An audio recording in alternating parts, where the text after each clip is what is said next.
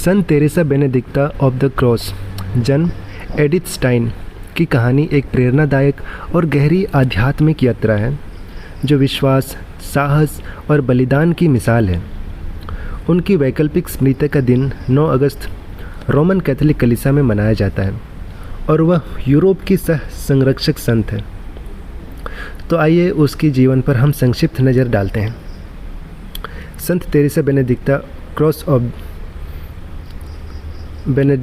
Sant Teresa बेनेडिक्टा of the cross की पूरी कहानी। प्रारंभिक जीवन। एक यहूदी परिवार में जन्म 1891 में। एडिथ स्टाइन जो कि उसका जन्म के समय का नाम है। एडिथ स्टाइन का जन्म 12 अक्टूबर 1991 को ब्रेस्लाव, जर्मनी, अब व्रोक्ला जो कि पोलैंड में है, में एक यहूदी परिवार में हुआ था। वह 11 भाई बहनों में से सबसे छोटी थी। उनके माता पिता सिगफ्रीड स्टाइन और ऑगस्टा कोरांट यहूदी धर्म थे और एडिथ का जन्म यहूदियों के पवित्र दिन योम किप्पुर, जिसका मतलब होता है प्रायश्चित का दिन, पर हुआ, जो बाद में उनके जीवन में एक विशेष अर्थ रखता था। बचपन से ही एडिथ बहुत बुद्धिमान थी। वह पढ़ने लिखने और सवाल पूछने में बहुत तेज थी, लेकिन 14 साल की उम्र में उन्होंने ईश्वर में विश्वास छोड़ दिया और खुद को नास्तिक मानने लगी। वह सत्य की खोज में थी और मानती थी कि सत्य को केवल तर्क और दर्शन से समझा जा सकता है। बच्चों के लिए सोचो, एडिथ एक ऐसी लड़की थी जो तुम्हारे सारे सवाल पूछती थी, जैसे दुनिया कैसे बनी, या सही और गलत क्या है, या किताबों में जवाब ढूंढती थी, जैसे तुम स्कूल में नई नई चीज़ें सीखते हो ना, बिल्कुल उसी तरह।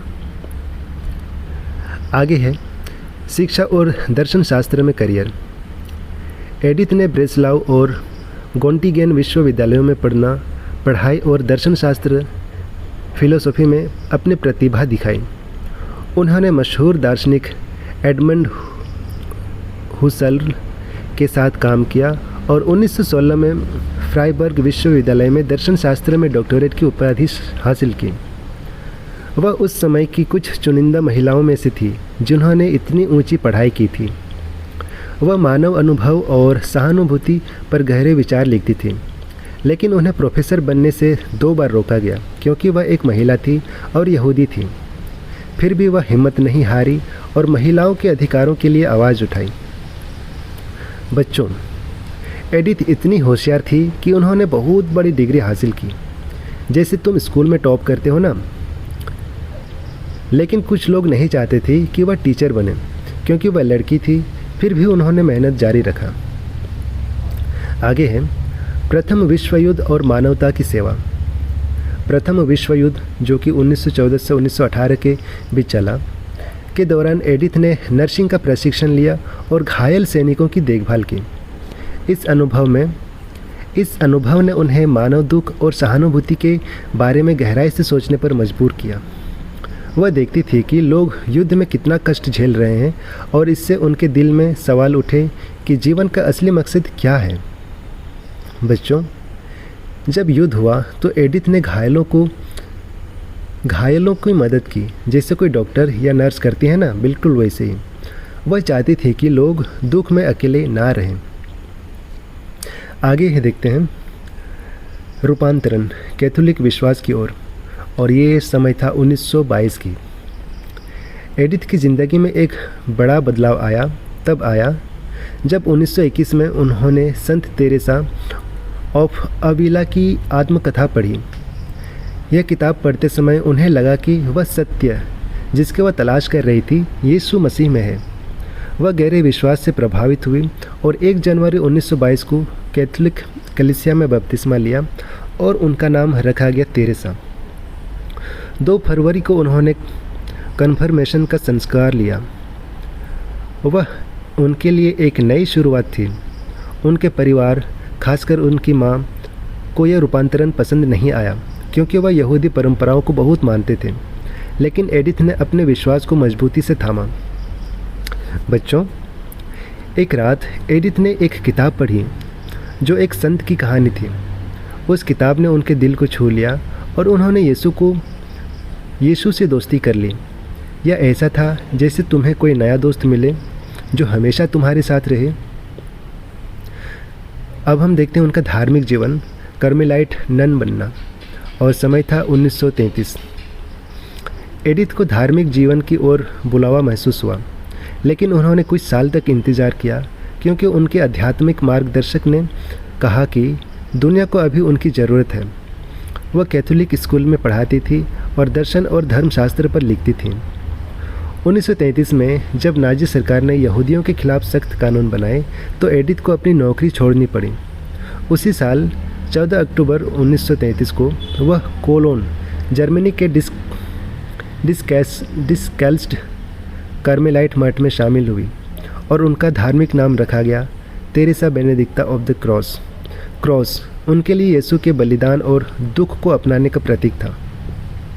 1938 में नाजी उत्पीड़न से बचने के लिए वह नीदरलैंड्स के एक्ट में कार्मेलाइट मठ में चले गई।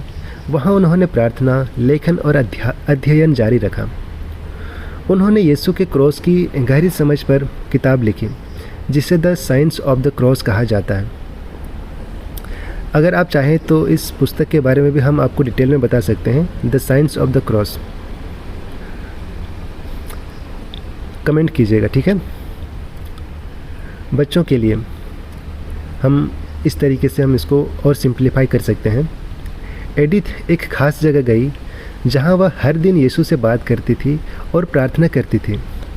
वह एक नन बनी जैसे कोई सुपर हीरो जो यीशु के लिए जीती थी। नाजी उत्पीड़न और शहादत, और समय था 1942। 1940 में नाजियों ने नीदरलैंड्स पर कब्जा कर लिया और यहूदियों के खिलाफ उनके अत्याचार बढ़ गए। 1942 में डच बिशपों ने नाजी उत्पीड़न के खिलाफ एक बयान जारी किया जिसमें यहूदियों के साथ हो रहे अन्याय की निंदा की। इसके जवाब में नाजियों ने सभी यहूदियों के मूल कैथोलिकों को गिरफ्तार करने का आदेश दिया। 2 अगस्त 2042 को एडिथ, जो कि अब बन गई थी सिस्टर तेरेसा बेनेडिक्ता, और उनकी बहन रोजा, जो कि कैथोलिक बन गई थी, को एक्ट के मठ से गिरफ्तार कर लिया गया। उन्होंने ओस्विट्ज नरसंहार शिविर में ले जाया गया। 9 अगस्त 1942 को उन्हें गैस चैम्बर में मार दिया गया। एडिथ ने अपनी शहादत को शांति और साहस के साथ अपनाया। उन्होंने एक बार अपने सुपीरियर को लिखा था कि वह यीशु के हृदय में शांति के लिए अपने आप को बलिदान करना चाहती हैं। उनकी मृत्यु न केवल उनके विश्वास के लिए थी बल्कि यहूदियों के साथ एकजुटता और नाजी अत्याचारों के खिलाफ कलीसिया के नैतिक स्टैंड का प्रतीक थी। तो बच्चों, कुछ बुरे लोग नहीं चाहते थे कि एडिथ और उनकी बहन यीशु पर विश्वास करें। उन्होंने उन्हें एक भयानक जगह पर ले गया जहां एडिथ डरी नहीं।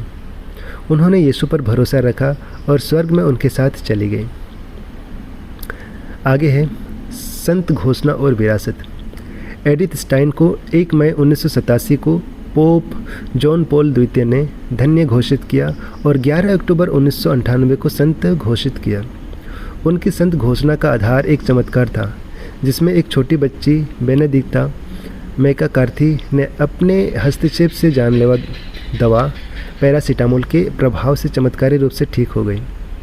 2 अक्टूबर 1999 को उन्हें यूरोप की एक सह संरक्षक संत बनाया गया।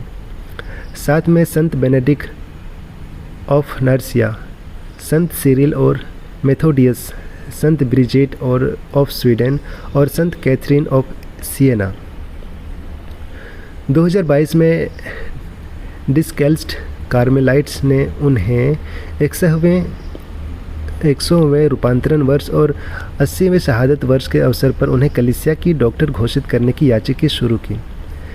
यदि वह स्वीकार होती तो वह कलीसिया की 5वीं महिला डॉक्टर हो सकती थी। बच्चों, एडिथ अब स्वर्ग में एक संत हैं और लोग उन्हें संत तेरेसा बेनेडिक्ता कहते हैं। वह हमारी प्रार्थनाओं को सुनती है और हमें यीशु के करीब लाती है।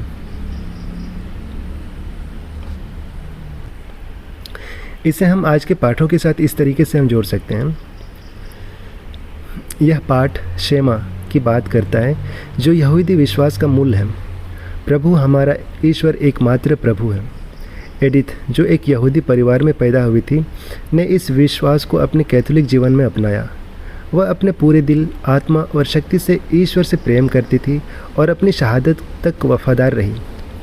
यह पाठ हमें सिखाता है कि हमें अपने विश्वास को परिवार और बच्चों में फैलाना चाहिए, जैसा कि एडिथ ने अपने लेखन और जीवन में किया।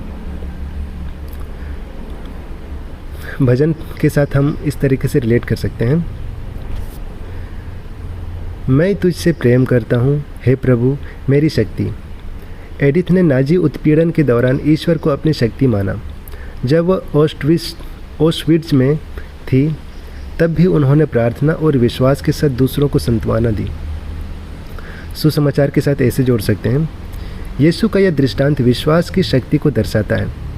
एडिथ का विश्वास राई के दाने से भी बड़ा था, क्योंकि उन्होंने यीशु पर भरोसा रखा, भले ही उन्हें मौत का सामना करना पड़ा। उनका जीवन हमें सिखाता है कि विश्वास हमें सबसे बड़ी मुश्किलों में भी शक्ति देता है।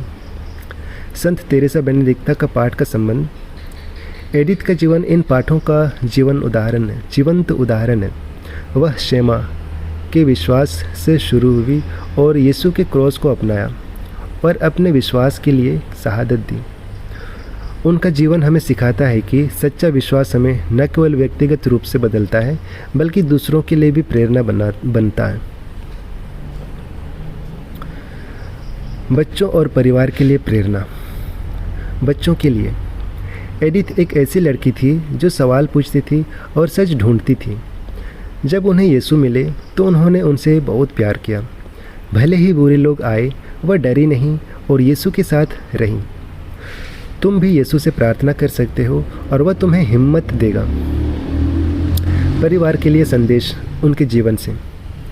एडिथ का जीवन हमें सिखाता है कि हमें अपने बच्चों को विश्वास और प्रेम की कहानियाँ सिखानी चाहिए।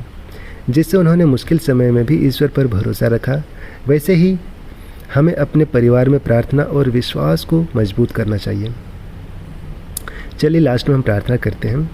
हे प्रभु, संत तेरेसा बेनेडिक्टा ऑफ द क्रॉस के उदाहरण से हमें प्रेरणा दे कि हम तुझसे पूरे दिल से प्रेम करें और तेरे क्रॉस को अपनाएं। उनकी तरह हमें विश्वास और साहस के साथ जीने और दूसरों के लिए प्रेम का बलिदान करने की शक्ति दे। आमीन।